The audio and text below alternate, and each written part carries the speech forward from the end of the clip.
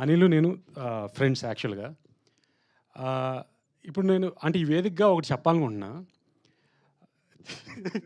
ఒకటి చెప్తాను. ఆహ్, అనిల్ రావిపూడి వరుసగా హిట్లు తీసుకుంటూ వస్తున్నాడు. సోషల్ మీడియాలో అతని మీద ట్రోలింగ్ చేస్తా ఉంటారు. సినిమా ఎలా తీయాలి, ఎలా తీయాలి అని చెప్పి. అతను ప్రతి సినిమాకి నేను రైటర్‌గా చేస్తూ వచ్చిన డబ్బులు ప్రతి డబ్బుల్ని అంటే నేను తీసుకోకుండా మొత్తం శిరీష్ గారికి, రాజు గారికి ఇచ్చి, "సార్ దీన్ని డిస్ట్రిబ్యూషన్‌లో పెట్టండి. నాకు డబ్బులు కావాలంటాను."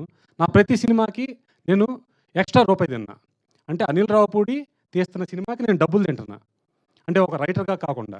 మరి సోషల్ మీడియాలోనేమో ఇలా తీ సినిమా, అలా తీ అని చెప్తా ఉంటంటే నాకే చాలా బాధగా అనిపిచ్చేది. ఒరేయ్! ఇప్పుడు డబ్బులు వస్తున్నాయి అంటే జనాలొచ్చి చూస్తున్నారని అర్థం. సో, అనిల్ రావిపూడి అనిల్ రావిపూడి సినిమా చూడాలంటే మీరు థియేటర్‌లో చూడాలి. జనంతో చూడండి. చాలా బాగా ఎంజాయ్ చేస్తారు. సో, డిస్ట్రిబ్యూటర్‌గా గానీ, ఒక రైటర్‌గా గానీ, ఒక ఫ్రెండ్‌గా గానీ, అనిల్ రావిపూడి మీద నాకు చాలా చాలా గౌరవం, రెస్పెక్ట్ పెరిగింది. ఎందుకంటే, ఈ సోషల్ మీడియాలో ఒక్క మాట మనని రోడ్డు మీద ఎవడన్నా అంటే, చుక్కని బాధపడతాం. అతన్ని రకరకాలుగా అంటే మనిషి ఎదిగే కొద్దీ రకరకాలుగా ట్రోలింగ్ చేస్తా ఉంటారు. అయి కూడా నేను అప్పుడప్పుడు చూపిస్తా ఉంటా. అనిల్ ఈ మాట అన్నాడు, అతను ఆ మాట అన్నాడు అని.